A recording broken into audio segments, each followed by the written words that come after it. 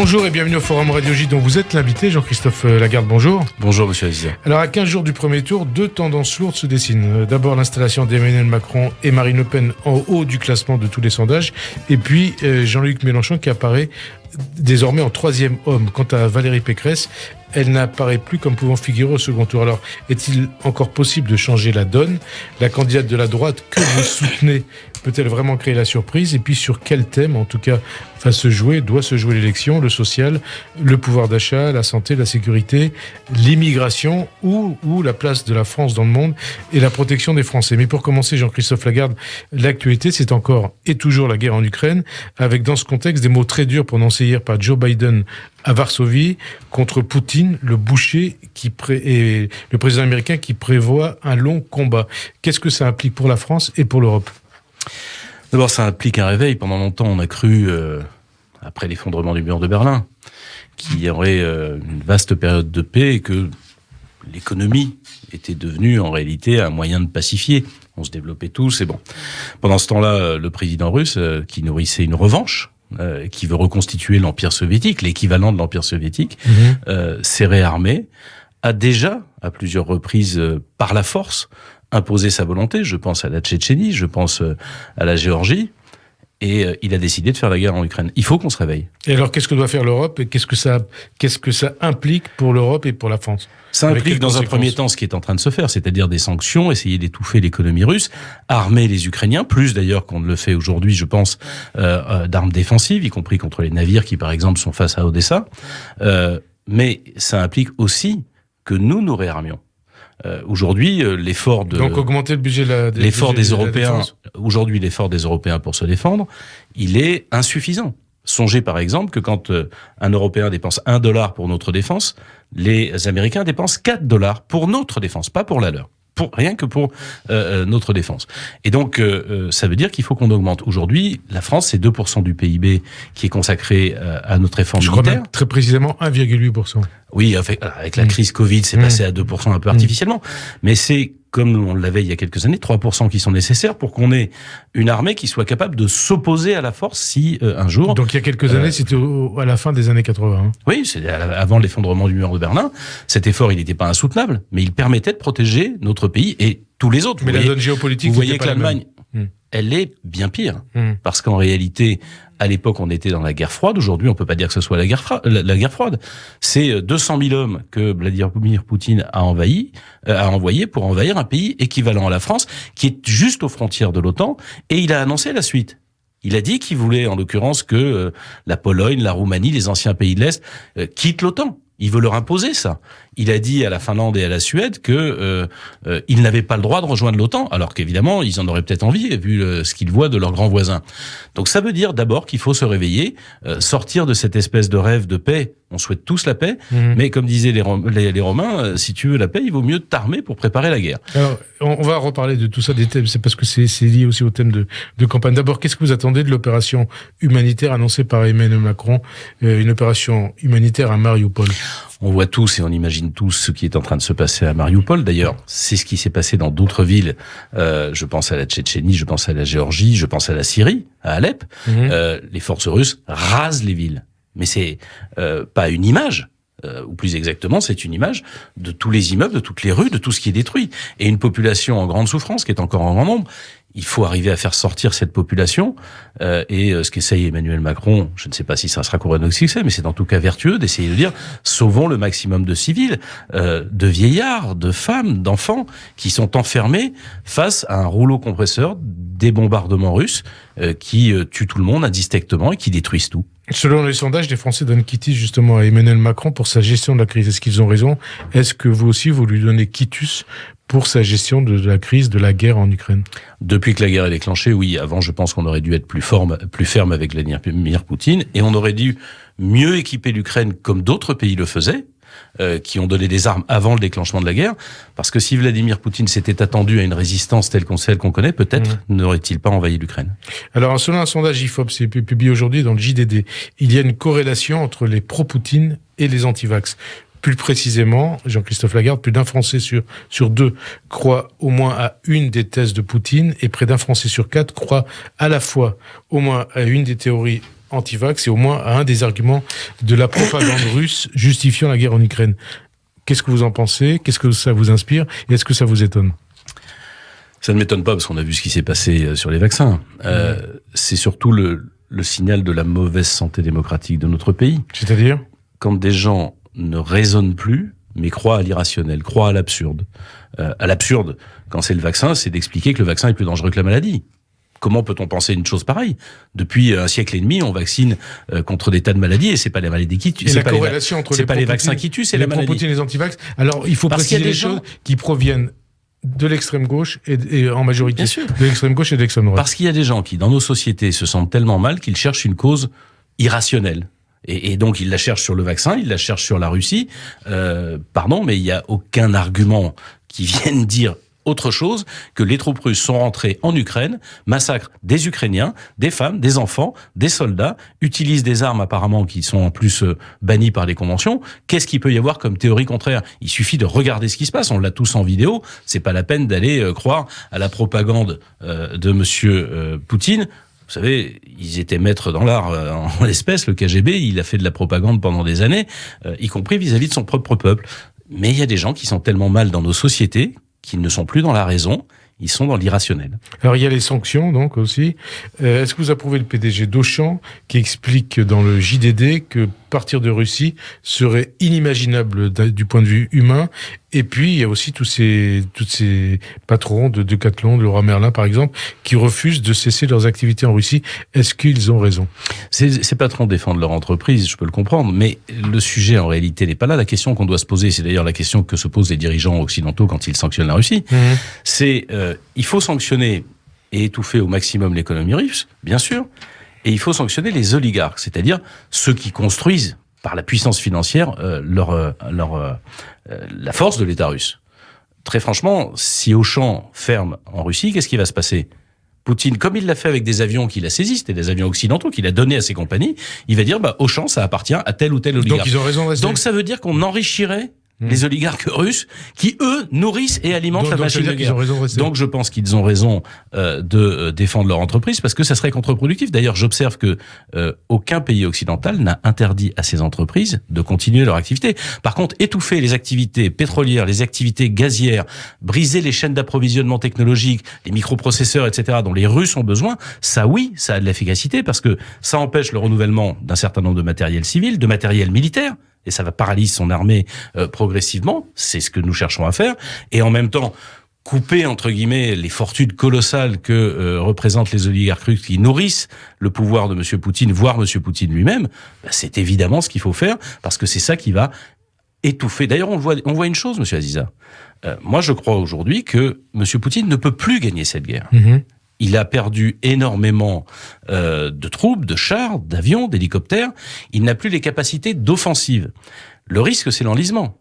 C'est qu'il reste, comme il l'a fait dans d'autres territoires, je pense à la Géorgie, ou dans le Donbass, comme il le faisait depuis des années, c'est qu'il reste là et que l'Ukraine soit en partie occupée, quasi en permanence obligée de développer un effort militaire pour continuer à se protéger, mais gagner la guerre, contrôler des villes, envahir la totalité de l'Ukraine, M. Poutine n'a plus la capacité de le faire. Il a perdu entre 7 et 12 000 hommes décédés. Ça veut dire 3 fois plus qui ont été blessés, qui sont hors de combat.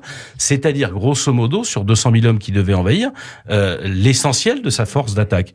Alors, évidemment, il va encore y avoir des combats. Et il remplace ça par quoi ? Par ces bombardements atroces qui tuent des civils, qui détruisent et qui rasent des villes. C'est ça le risque. C'est cet enlisement, cette espèce de, de guerre sans fin que M. Poutine va essayer de tenir. Et vous savez pourquoi ?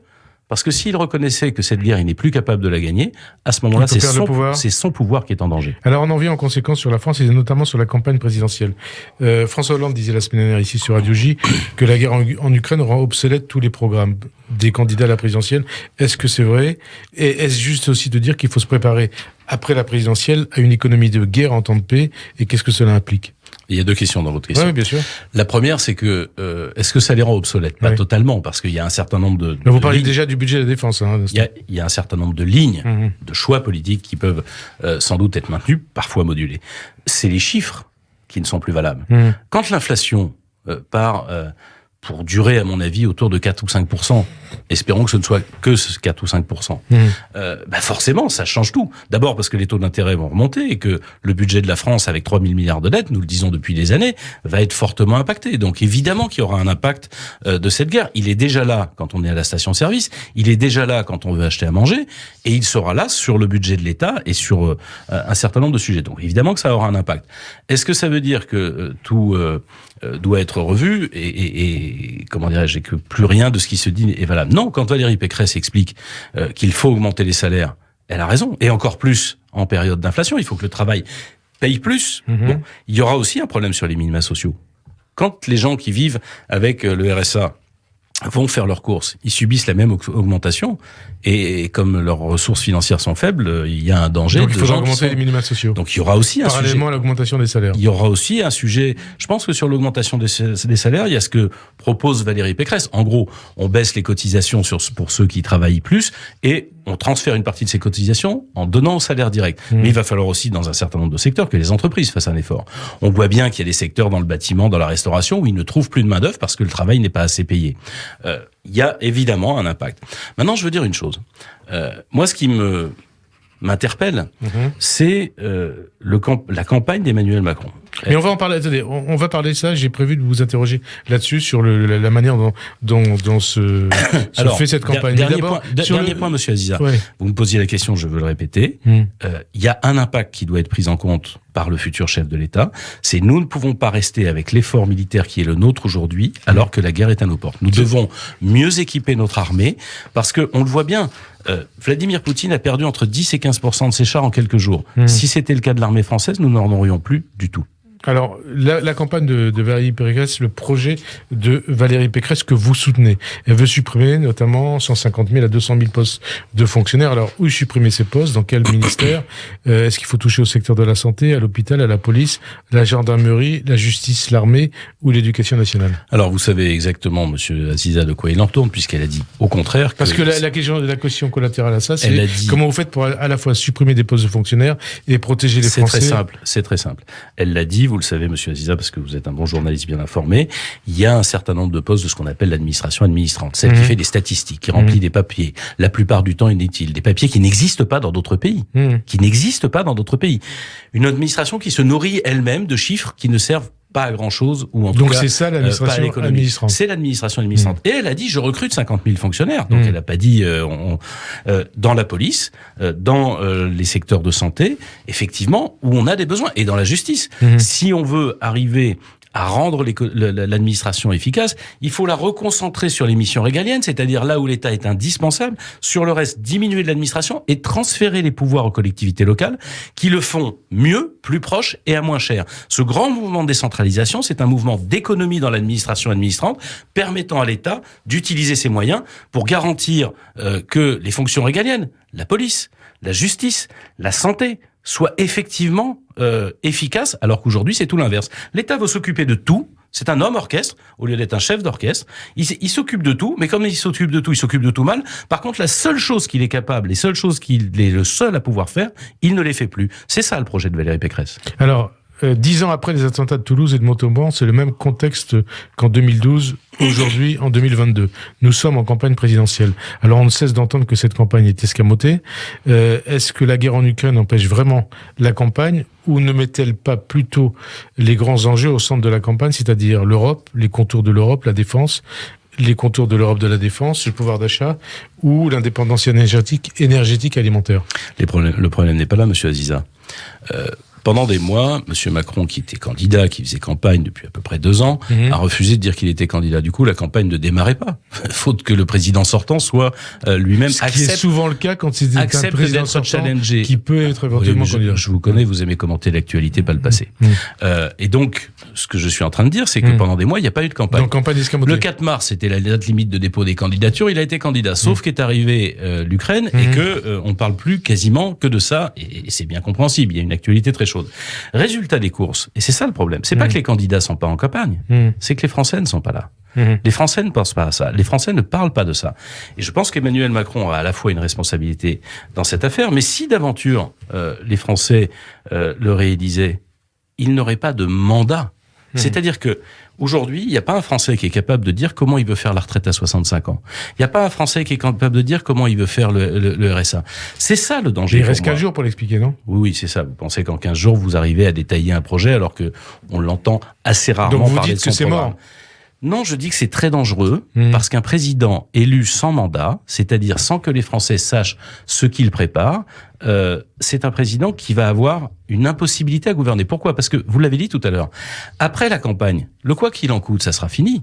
Les dettes que nous avons, les dépenses qu'il a continué à engager pour satisfaire tel ou tel parti de l'électorat, ça ne va pas pouvoir tenir plus longtemps. D'ailleurs, j'observe que déjà, il y a un certain nombre de gels de crédit, on dépense que la moitié, on dépense pas l'autre moitié. J'observe qu'il n'a pas dit à l'Union européenne quelle était la trajectoire budgétaire de la France. C'est le seul État. La France est le seul État qui n'a pas dit ce qu'elle allait faire demain. Pourquoi ? Pour pouvoir avoir annoncé les mauvaises nouvelles au lendemain de l'élection. Je pense que cette situation est dangereuse. Elle peut lui permettre, par malinerie tactique, d'être réélu. J'espère que non. Je me bats pour que les Français puissent avoir un autre choix. Mais s'il l'est, ça va être dans un contexte où les Français vont découvrir le menu après l'élection. Est-ce que ça veut dire que vous reprenez à votre compte ce qu'avait dit Gérard Larcher la semaine dernière, c'est-à-dire qu'il avait mis en cause la légitimité du président élu, si c'est Emmanuel Macron, du fait que de l'absence de débat dans le cadre de cette campagne? Monsieur Aziza, vous m'avez bien entendu, je n'ai pas dit illégitimité. Non, mais je vous pose la question. Vous m'avez bien entendu, je n'ai pas dit illégitimité. Il a eu tort de dire ça, il n'aura pas de mandat, parce que l'élection présidentielle en France, ça fonctionne comme une catharsis. On arrête ce qui s'est passé et on redonne un nouveau mandat. Voilà ce que tu peux faire. Voilà. Or, personne n'aura eu de mandat dans cette affaire parce que les Français n'ont pas la tête dans l'élection. C'est dangereux. Personne, c'est-à-dire aucun des candidats ? J'espère. C'est vrai, mais c'est encore plus le cas du président sortant qui n'a quasiment pas fait campagne. Et j'espère que les élections législatives seront l'occasion. Parce que si les Français ne savent pas quel est le menu, ils se révolteront. Et les Gilets jaunes auront été une aimable plaisanterie. C'est ça ma crainte. Alors, une question, justement. Ça veut dire quoi, donc, un président sans mandat ? Ça veut dire une paralysie du pouvoir ? Ça veut dire une nouvelle, vous avez cité les Gilets jaunes, une nouvelle crise des Gilets jaunes avec encore plus d'ampleur ? Qu'est-ce que ça veut dire ? C'est ça le risque. C'est ça le risque. Précisément, ça veut dire quoi ? Précisément, ça veut dire que si les Français élisent Emmanuel Macron, si a fortiori il lui donne tous les pouvoirs avec la majorité absolue, comme on l'a vu pendant 5 ans, on a vu que le président de la République n'est pas un homme qui aime écouter les autres. Il aime écouter ce qu'il dit et que les autres l'écoutent. On va se retrouver dans une situation où, au lieu d'avoir un débat, au lieu d'avoir une capacité d'action, d'entraînement, dès qu'il sortira du bois, dès qu'il dira sur les retraites, voilà comment il faut faire, dès qu'il dira je dois couper un certain nombre de budgets de l'État, parce qu'il devra le faire, quel que soit le président de la République. C'est pour ça que Valérie Pécresse préfère annoncer avant les économies nécessaires pour notre pays et faire en sorte qu'il puisse se redresser. Dès qu'il le fera, c'est dans la rue que ça se réglera. Je le crains, je ne le souhaite pas, je le crains. Je préfère le dire avant. C'est une des raisons pour lesquelles je souhaite, et vous posiez ce sujet au début de votre propos, je souhaite que Marine Le Pen ne soit pas au second tour de l'élection présidentielle pour qu'au moins les Français aient le choix. Parce qu'on sait bien que si c'est Macron-Le Pen, c'est d'ailleurs ce qu'il prépare comme piège. C'est ce qu'il prépare comme piège depuis 5 ans. Il y a des tas de Français qui veulent pas de Macron, mais qui sont obligés de voter pour lui. On va parler de Marine Le Pen. Et lui, il dira, vous m'avez donné le mandat de le faire. On va parler. Mais ça veut dire que vous pensez vraiment, on est à 15 jours, à 2 dimanches des élections, en 15 jours, il va y avoir des débats, des meetings, des émissions de télévision. On n'aura pas le temps, les candidats n'auront pas le temps de préciser leur programme, ni Emmanuel Macron, ni les autres. Monsieur Aziza, vous avez déjà vu une campagne présidentielle qui se déroulait en 15 jours, ça n'existe pas. Parce que une idée, il faut le temps d'abord qu'elle infuse dans l'opinion, qu'elle soit débattue, contestée. Le président de la République refuse tout débat. Donc ça veut dire qu'on peut même pas être en face de lui pour lui dire, mais attendez, monsieur Macron, quand vous dites que vous allez faire telle ou telle chose sur le RSA, comment vous trouvez les places? Vous êtes obligé d'être en face de lui pour lui dire, puisque ça s'est jamais fait, ça. Des candidats contre évidemment, parce que sinon c'est facile, vous savez, c'est les conférences de presse qui permettent d'avoir des journalistes qui posent ou pas les bonnes questions, qui parfois sont plus ou moins complaisants, mais il n'y a pas de possibilité de dire, je veux que vous m'expliquiez comment vous trouvez les places de formation nécessaires pour ce que vous avez dit sur le RSA. Vous n'êtes pas capable de l'expliquer parce que ces places n'existent pas. Alors, le RSA, justement, donc, qu'est-ce que vous reprochez à ce qu'il dit sur le RSA, Emmanuel Macron, et en quoi ça diffère de ce que propose Valérie Pécresse? La première des choses que je lui reproche, monsieur Aziza, c'est de ne pas l'avoir fait. C'est un débat qui a existé pendant 5 ans, il pouvait le faire, il l'a pas fait, comme beaucoup d'autres choses, comme les retraites et un certain nombre d'autres. La deuxième chose, c'est que je répète, envoyer en formation autant de personnes qui sont au RSA, nous n'avons pas les places dans les organismes de formation. C'est donc un mensonge. Je pense qu'il y a en réalité un mix nécessaire entre la formation, pour un certain nombre d'entre eux qui sont trop éloignés des métiers qui existent, et pour d'autres, simplement leur permettre de retrouver du lien social dans des activités d'intérêt général. On n'en manque pas dans les hôpitaux, on n'en manque pas dans les collectivités, on n'en manque pas dans les associations. Là, il y a une possibilité. Mais encore une fois, ce que dit Emmanuel Macron, on l'a vu à tellement d'occasions pendant 5 ans, est très éloigné de la réalité du quotidien du Français. Il y a des théories, et c'est là où, quand les Français lui ont donné une majorité absolue à l'Assemblée nationale, ça a été dangereux, et ça a donné les gilets jaunes. Parce que il y a des théories, et comme après, ils ont besoin de discuter avec personne, on se retrouve à côté de la plaque. Réforme des retraites, 65 ans. Oui, comment ? Qu'est-ce que vous en pensez ? Est-ce qu'il peut la faire ? Est-ce qu'il a raison de faire cette proposition ? Et pareil, en quoi ça diffère de ce que propose Valérie Pécresse ? Alors, est-ce que je peux vous répondre sur ce que je pense d'un président de la République ? Le président de la République, c'est quelqu'un qui doit voir loin. Quand il y a 5 ans, il se présente, il dit « je toucherai pas à l'âge de la retraite ». À l'époque, nous disions qu'il fallait toucher à l'âge de la retraite, et il ne l'a pas fait, il ne l'a pas voulu, alors que les régimes de retraite sont gravement en déficit.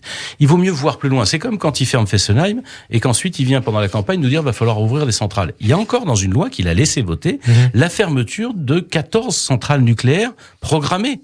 C'est juste absurde. Un président de la République, c'est pas un président du zigzag. C'est pas un président qui change d'avis toutes les 5 minutes en fonction de l'opinion. Un coup, il faut séduire les écolos. Donc, on dit qu'il va falloir fermer les centrales. Puis finalement, on n'a plus d'électricité et on peut pas développer le plan d'hydrogène. Ce que je disais dans ma campagne de 2019. Et on change d'avis. Sur la retraite, il fallait pas toucher à l'âge et maintenant, il faut aller à 65 ans. Et quand je vous dis, il n'y a pas de débat. Comment 65 ans? Parce que c'est pas du tout la même chose selon le temps que vous mettez à appliquer la réforme. Est-ce que c'est d'ici 2030, comme le dit Valérie Pécresse?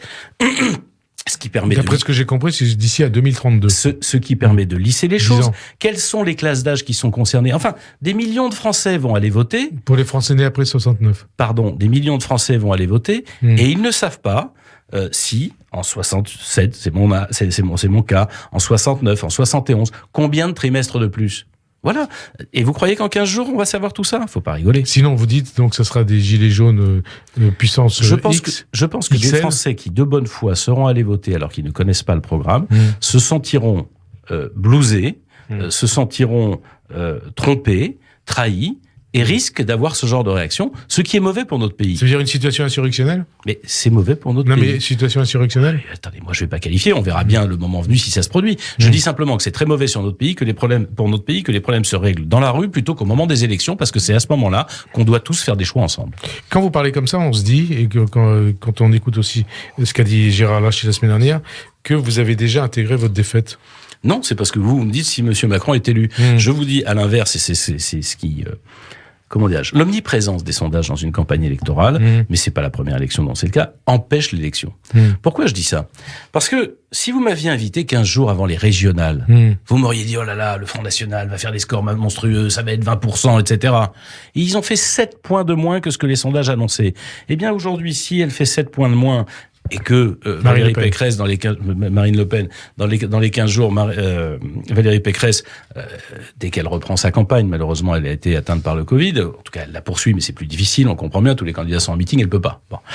Si dans ces 15 jours de la bagarre qui reste dans la campagne électorale, elle parvient, comme c'est le cas, comme le disent un certain nombre de sondages, à regagner une dynamique, mais la vérité, c'est que le résultat peut être inversé. Et je pense que c'est important, et je veux le dire à chacune et chacun de nos auditeurs, de nos téléspectateurs. Pourquoi? Ne pas avoir le choix au second tour de l'élection présidentielle. Vous pouvez très bien vous dire que vous préférez Emmanuel Macron ou vous préférez Valérie Pécresse. Mais quand on a Madame Le Pen en face, en tout cas pour ce qui concerne, on n'a plus le choix. Et encore une fois, quand il n'y a pas le choix, la légitimité politique, c'est pas la légitimité, bien sûr que celui ou celle qui sera élu l'aura été, mais la force de l'entraînement de l'élection ne sera pas là. Or, on a besoin de force parce qu'après la crise Covid, avec la crise en Ukraine, avec le redémarrage de l'inflation, il va y avoir des décisions difficiles à prendre. Je regrette que le président de la République, qui est en poste, qui a toutes les manettes, qui a tous les chiffres, qui a tous les services de l'État, ne dise pas quel est le menu pour la suite. Et ça, je suis inquiet parce que je sais que les Français n'aiment pas être trompés. Et quand ils sont trompés, ils se révoltent. Est-ce que le risque, c'est pas d'un vote utile aussi de l'électorat de droite en faveur d'Emmanuel Macron? Très franchement, s'il souhaite Emmanuel Macron, qu'il vote pour Macron. S'il trouve que les 5 années qui viennent de se dérouler ont été formidables, que des réformes ont été faites, qu'on a progressé dans les thèmes de la sécurité, qu'on a reconstruit du lien social, c'est extrêmement important. On voit un pays qui à près de 50% est capable de voter pour les extrêmes. C'est ça le bilan politique d'Emmanuel Macron. Je suis député de Seine-Saint-Denis. Il y a 8 millions de Français qui vivent dans des quartiers populaires. Il n'y a dans le programme d'Emmanuel Macron pas un mot sur les banlieues. 8 millions de Français qui ne sont rien, comme il le dit, qui ne l'intéressent pas. Il n'y a rien eu pendant son mandat, il n'y aura rien là. Vous croyez que le décrochage des catégories populaires, ça va rendre plus heureux les classes moyennes et les gens riches dans notre pays? Est-ce que vous confirmez que Jean-Louis Borloo va soutenir Emmanuel Macron, puisque vous êtes proche de lui? Je ne sais pas ce que fera Jean-Louis Borloo. Je sais que quand je discute avec lui, il est très dur sur le mandat d'Emmanuel Macron. Il se souvient parfaitement que quand Emmanuel Macron lui a demandé de travailler sur un projet pour les quartiers populaires, il l'a pris, il en a fait une boulette et il l'a jeté à la poubelle. Parce que ces gens-là, aux yeux d'Emmanuel Macron, ne sont rien. Seuls les premiers de la classe l'intéressent. Le problème, c'est quand on est président de toute la classe. Alors, sur la campagne de Valérie Pécresse, donc elle est donnée entre 10 et 12% dans les sondages, entre 4e ou 5e position. Qu'est-ce qui cloche? Qu'est-ce qui ne marche pas dans sa campagne? Est-ce que ça vous déprime pas de voir tout ça? Moi, je pense qu'il y a eu une erreur de début de campagne qui était de ne parler que des sujets régaliens, alors que pour avoir participé... C'est la ciotisation de sa campagne. Oui, pour participer... Oui, pour participer... Éric Ciotti a eu... Bon, attendez, c'est bon, vous voulez personnaliser, je ne veux pas. Je suis en train d'essayer d'expliquer quelque chose. Je dis simplement que évidemment qu'on a besoin de rétablir l'autorité, l'ordre, la justice dans notre pays. Évidemment. Mais c'est pas le seul problème de la France. C'est un problème et il y a plein d'autres problèmes. Et dans le programme de Valérie Pécresse, le fait de vouloir que le travail paye mieux, qu'on accompagne mieux les femmes seules, elles sont nombreuses à élever des enfants dans notre pays, qu'on prenne en considération les handicapés, qu'on permette à l'école de refaire de l'école un moteur pour l'ascension républicaine. On laisse pas des gosses en 6e sans rien. Nous avons participé à ce programme. Simplement, l'erreur, elle est tactique. À force d'avoir mis en avant les sujets régaliens, on ne voit pas le reste du programme, qui est un programme, je dirais, chiracien, qui est un programme qui sait rassembler la droite et le centre, qui est équilibré, mais surtout qui reconstruise un espoir républicain, du lien social, une performance économique, une crédibilité de la France. Mais l'absence de campagne ou le fait que les Français ne puissent pas être dans cette campagne par le refus de l'obstacle par M. Macron et la guerre en Ukraine aujourd'hui ne fait pas entendre ça. Nous avons 15 jours pour essayer de le faire entendre. Il y a aussi les interrogations autour du choix de Nicolas Sarkozy. S'il devait apporter son soutien à Emmanuel Macron ou rester silencieux sur son choix du premier tour, est-ce que ce serait selon vous une trahison de la part de l'ancien président de la République ? Moi, je ne fais pas partie de la famille des Républicains, mais j'entends beaucoup de Républicains, je parle des militants, qui déjà s'interrogent sur le fait que Nicolas Sarkozy les aurait abandonnés. Et vous, vous interrogez ? Non, je m'interroge pas, je fais pas partie de sa famille, je suis pas obsédé par... Et ils vous disent quoi, ces Républicains, vous entendez ? Ils se sentent un peu trahis par l'absence de soutien de Nicolas Sarkozy, mais... La réalité, c'est que... Et c'est vrai qu'ils disent il faut qu'il nous rembourse Nicolas Sarkozy est un homme libre que je connais et que je laisse. Moi, je ne crois pas une seconde qu'il soutiendra Emmanuel Macron. Je pense. Mais s'il reste silencieux. Je pense même qu'il votera pour Valérie Pécresse. Après, vous savez, quand vous avez été un ancien président de la République, vous avez sans doute votre propre programme dans la tête. Si le programme de Valérie Pécresse, qui trace son sillon, qui fait ses choix, et elle en a le droit, n'est pas exactement celui qu'il aurait souhaité, il se tait. Et après tout, c'est son droit. Je crois pas que ça trahison ou pas ? Je crois pas que ce soit déterminant pour l'élection, et moi je ne qualifierais pas ça de trahison. Je dis simplement que des républicains sont déçus de voir celui qu'ils ont porté au pouvoir, qu'ils ont continué à soutenir après le pouvoir, ne pas être à leur côté à ce moment-là. C'est compréhensible qu'ils soient déçus. Je comprends aussi que Nicolas Sarkozy, il n'ait pas envie de, grosso modo, de refaire la campagne lui-même, si j'ose dire. Voilà. Éric Zemmour, il tient un meeting XXL aujourd'hui au Trocadéro. On annonce 40-50 000 personnes. Qu'est-ce que vous inspire sa campagne, Éric Zemmour ? Est-ce que l'ombre d'Éric Zemmour plane toujours sur cette campagne ? Et puis, qu'est-ce que le cas Zemmour dit de la France, de l'état de la société française et de la nature du débat politique ? Zemmour. Ce que m'inspire sa campagne, c'est du dégoût. Ouais. Parce que ce qu'il dit de la France, c'est le contraire de la France. La France, elle ne demande à personne de changer de prénom quand elle vous accueille. Elle vous demande de respecter les lois de la République, d'adhérer à ses valeurs, d'apprendre son histoire. C'est d'ailleurs le rôle de l'école, ou même d'une école qui devrait exister pour les adultes, de ce point de vue-là.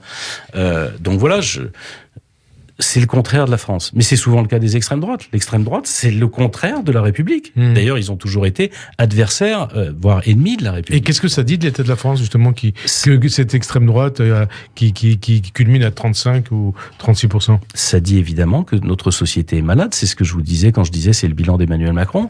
Parce que quand vous additionnez les 35 et que vous additionnez M. Mélenchon, aux extrêmes, il y a 50% des Français. C'est pas donc comme ça. Donc c'est l'échec d'Emmanuel Macron ? En tout cas, des 5 années qui viennent de passer, on n'en était pas là il y a 5 ans, mais allons jusqu'au bout, du fait que l'économie, l'éducation, l'autorité de l'État ne fonctionne plus dans nos pays, tout ça, on a l'impression que le pays marche plus. Alors il y a des gens qui se radicalisent, et c'est une des raisons pour lesquelles Valérie Pécresse veut un projet de reconstruction française. Alors tous les sondages, vous en parliez tout à l'heure, de Marine Le Pen, donnent Marine Le Pen qualifiée au second tour face à Emmanuel Macron. Est-ce qu'elle peut gagner la présidentielle, et Marine Le Pen? Est-ce que Macron peut perdre la présidentielle face à Marine Le Pen? J'espère et je me bats pour qu'elle ne soit pas au second tour, mais je pense que si elle est au second tour, n'importe qui peut battre Emmanuel Macron, parce que le mépris... Donc, y compris Marine Le Pen. Hein. Y compris Marine Le Pen, le mépris qu'il a marqué de pans entiers de la population. Ces gens qui ont qu'à traverser la rue, qui ont qu'à s'acheter un costard, qui ne sont rien, toutes ces expressions, ces gens qu'il a besoin d'emmerder, mais enfin, quand on est président de la République, même les gens avec qui on n'est pas d'accord, on ne les emmerde pas. Ce côté provocateur a ulcéré nombre de Français. Vous voyez bien d'ailleurs qu'il y a beaucoup de Français de gauche qui, dans le cas du duel Macron-Le Pen, ne voteraient pas. C'est vrai chez Mélenchon, mais c'est vrai aussi chez Jadot, c'est vrai chez les écologistes. C'est le cas d'une partie de gens de droite et de gens du centre. Vous, si c'est un duel, attendez, vous, si c'est un duel, Marine Le Pen et Emmanuel Macron, votez qui? Monsieur Aziza, donc cette situation, elle est dangereuse et elle peut permettre l'élection de Marine Le Pen par rejet d'Emmanuel Macron. Macron-Le Pen, votez qui? Eh bien, écoutez, je vous le dirai au lendemain de l'élection, parce que moi, j'attends maintenant que Valérie Pécresse soit au second tour de l'élection présidentielle, et vous pouvez pas. Ça paraît compliqué. Vous pouvez pas. Ça, c'est ce que vous dites. C'était compliqué que le Front National soit pas en tête partout au régional, et il s'est retrouvé derrière partout. Donc, vous savez, commenter les élections avant qu'elles aient eu lieu me paraît jamais une bonne chose. On a tous eu ce genre de pression, vous, journalistes, nous, politiques, on commente les choses avant qu'elles se produisent pas, après on a l'air d'andouille. On va essayer d'éviter d'avoir l'air d'andouille. Pour l'instant, moi je me bats pour que Valérie Pécresse puisse être au second tour. Je pense que c'est possible, y compris parce que les sondeurs eux-mêmes disent qu'ils ne savent pas qui va s'abstenir, les catégories populaires, les jeunes, les vieux, qui va s'abstenir, et c'est ça qui va déterminer l'élection. Au passage, Marine Le Pen a dû être évacuée hier d'un plateau télé en Guadeloupe après avoir été prise à partie par des manifestants. Qu'est-ce que ça vous inspire? Absolument révoltant. Ouais. Je combats tout ce que dit Marine Le Pen, mais elle a le droit de le dire, elle est candidate à l'élection présidentielle, elle a le droit de parler, et qu'un petit groupe d'extrémistes de gauche veuille l'empêcher de parler en Guadeloupe, c'est absolument révoltant. Ça prouve d'ailleurs que, à l'extrême gauche comme à l'extrême droite, la notion de la démocratie, vous savez, la démocratie, c'est simplement on échange des arguments. C'est pas on empêche l'autre de parler. Voilà. Il y en a qui a parlé chez vous, à LR en tout cas, c'est le député... C'est pas chez moi. Oui, je vous rappelle, chez vous, c'est dans votre camp. Dans votre camp. C'est le député LR Guillaume Larrivé, qui est par ailleurs conseiller politique de Valérie Pécresse dans le cadre de sa campagne, et il appelle à une nouvelle majorité avec Macron si Pécresse est battue. Est-ce que vous êtes sur la même ligne? Écoutez, je répète que moi je commenterai l'élection après qu'elle se soit produite et pas avant, parce que je pense que Valérie Pécresse... Mais là, c'est une déclaration peut se qualifier, donc vous me posez la question sur sa déclaration et pas sur ce qu'il faudrait faire. Je dis simplement une chose, Guillaume Larrivé a espéré être ministre d'Emmanuel Macron il y a 1 an et demi, 2 ans. Il l'espère sans doute encore, et il monte pas de blanche. Je pense pas que ça soit très influent dans la campagne. Et en tout cas, vous et l'UDI, vous êtes derrière Valérie Pécresse et jusqu'au premier tour au moins. Mais bien sûr, parce que le programme qu'elle porte est un programme qui est à la fois sérieux, il est chiffré, c'est pas de l'argent qu'on fout en l'air alors qu'on n'en a plus. Il reconstruit à la fois les capacités d'autorité, les capacités de travail, les capacités économiques, les capacités d'aménagement du territoire. Il fait confiance à la décentralisation, ce que M. Macron n'a jamais fait et ne fera jamais. Moi, je pense que les élus locaux sont plus à même de s'occuper de tout un tas de sujets et moins chers pour le pays que ne le fait le président de la République jupitérien depuis son bureau sans rien connaître de la différence entre les territoires. Je pense qu'on a besoin de ce mouvement-là. Et je me bats pour que les Français entendent. Si vous voulez recommencer ce qui s'est passé pendant 5 ans, mais cette fois-ci avec un président qui n'aura plus besoin du tout de vous écouter parce qu'il ne sera pas rééligible. Vous avez vu ce que ça a donné. Imaginez ce que ça donnera. Alors, la donne politique aura en tout cas, sans nul doute, totalement changé au lendemain de la présidentielle, oui, quel que soit le président ou la présidente élue, dans un contexte de crise internationale avec des conséquences économiques de grande ampleur, et de montée de l'extrême droite et des extrêmes. Est-ce que l'unité nationale ne sera pas alors totalement inévitable? C'est le président de la République, le ou la présidente de la République. Non mais vous, c'est intéressant de savoir ce que vous en pensez. Moi, je pense que oui. Oui. Moi, je pense que oui. Je pense que... Préciser les choses, oui, ça veut dire quoi? Je pense qu'un président de la République élu dans ce contexte, après la crise Covid, et pendant la guerre en Ukraine, avec toutes les conséquences géopolitiques et économiques que nous devons subir, la nécessité et l'état de la France qui est en mauvais état, mauvais état social, mauvais état démocratique, mauvais état industriel, mauvais état éducatif, aurait besoin de réunir toutes les forces politiques du pays. Donc unité nationale. En tout cas, rassemblement, gouvernement qui permettent de rassembler des gens différents pour essayer d'être utile au pays. Comme après la guerre. C'est ce que j'espérais, moi, en 2017, quand Emmanuel Macron avait dit qu'il ferait de la politique différemment. C'est ce qu'il n'a pas fait. Il s'est replié sur les marcheurs. Il a eu une majorité de gens qui levaient la main pour applaudir tout ce qu'il disait, tout ce qu'il faisait, même quand il se trompait. Ça, c'est dramatique. Si on veut entraîner... Vous savez, j'ai rencontré, il y a quelques mois, Laurent Berger. C'est le patron de la CFDT. C'est la première fois qu'un président de la République a la chance d'avoir comme premier syndicat de France un syndicat de réformateurs. Pas un syndicat comme la CGT qui veut s'opposer à tout, un syndicat réformateur. Il n'a même pas discuté avec eux. Il n'a même pas profité de cette chance. Moi, je pense que le président de la République, son rôle, et c'est ce que veut faire Valérie Pécresse, c'est ce qu'elle fait d'ailleurs à la tête de la région Île-de-France, c'est d'entraîner les autres. C'est de les convaincre, bien sûr, mais c'est de les entraîner, c'est de rassembler. Ça veut dire être capable de constituer une équipe. Et cette équipe-là, si Valérie Pécresse est élue président de la République, je souhaite qu'elle l'ouvre au maximum. Et si c'est quelqu'un d'autre, je pense que c'est l'intérêt à la fois du président ou de la présidente de la République qui sera élu, mais surtout c'est l'intérêt de la France. Rassembler des gens différents pour réussir ensemble. Ça veut dire un gouvernement sur le modèle de ce qui a été fait après la guerre. Oui, parce que nous avons une situation... Entre guillemets, un gouvernement de salut national. Par exemple, quand je vous disais, monsieur Aziza, que nous sommes... que les Français ne sont pas dans la campagne. On est dans une situation assez folle où finalement, on ne dit pas aux Français combien il va falloir prendre de ces décisions difficiles. Nos budgets sont à volo, notre économie est en difficulté, il faut relocaliser un certain nombre de choses pour ne pas dépendre. Les Français sont en train de souffrir à la fois à la station-service, pas encore sur le compteur à gaz et le compteur électrique, parce que les régularisations, c'est dans un an, mais ça va venir, donc on le sait, donc il faut s'y préparer, il faut organiser les choses pour ça. Et puis, quand ils vont acheter à manger, parce que n'importe qui le voit, n'importe quel commerçant vous dit que les prix qu'il subit, lui, ont augmenté et qu'il ne peut pas ne pas les répercuter. Sinon, il va fermer. Et tout ça, en plus, après 2 années de Covid. Alors, ça veut dire... évidemment qu'il faut se rassembler pour s'en sortir. Moi, j'espère que... pour l'instant, c'est le temps de la campagne. On choisit les personnes et les projets. Mais, comment dire, un président de la République qui ferait comme si de rien n'était dans cette période-là, parce qu'il est élu, il vaut vraiment mieux pas que les lire. Donc, unité nationale, ça veut dire le contraire de ce qu'a fait Macron en 2017, c'est dommage. Ouais, et de ce qu'avait fait Jacques Chirac en 2002, après sa victoire, après Jean-Marie Le Pen, faire le contraire de ce qu'il avait fait. Tout à fait. Tout à fait. Je pense que quand Jacques Chirac a été élu, il a commis l'erreur de se replier sur ses amis plutôt que d'élargir à tous ceux qui voulaient travailler, parce qu'on avait bien vu l'alerte. C'était la première fois que quelqu'un d'extrême droite arrivait au second tour. Maintenant, c'est devenu systématique. Il y a peut-être besoin de réfléchir. Quand la moitié des Français sont aux extrêmes, c'est pas comme ça qu'on arrive à reconstruire le pays, parce qu'ils sont radicalisés anti-tout. Vous parliez tout à l'heure des complotistes, des anti-vax, des pro-Poutine, c'est les mêmes, etc. Mais il faut ramener ces gens-là dans le giron. Mais pour les ramener à la raison, il faut aussi leur donner des raisons de croire à la République. Alors, et ça, on a besoin d'être tous ensemble. Vous avez été l'un des premiers à rallier Valérie Pécresse au lendemain de sa désignation en décembre. Est-ce que vous confirmez que les négociations avec LR, avec les Républicains, portant sur les investitures législatives entre l'UDI et LR sont très tendues et ne débouchent pour l'instant sur rien? Elles sont en cours. Je pense qu'elles pourront aboutir. Mais pour l'instant, elles n'ont pas abouti. On nous a parlé d'un clash. C'est vrai ou pas? Clash, non. Les discussions continuent. Elles vont continuer cette semaine. Mais les choses sont assez simples. Si nous n'avons pas d'accord, nous présenterons des candidats dans la moitié des circonscriptions de France. Nous avons de très bons candidats. Il n'y a pas de raison. Moi, ce que je cherche, c'est à pouvoir aider à la construction. Dans pratiquement 300 circonscriptions. Je cherche à essayer de construire une majorité. Pour ça, il faut choisir les meilleurs candidats et c'est pas leur étiquette qui compte. Mais enfin, vous comprenez bien, quand le meilleur candidat, il est UDI, je vais pas te dire qu'il faut que ce soit un candidat LR.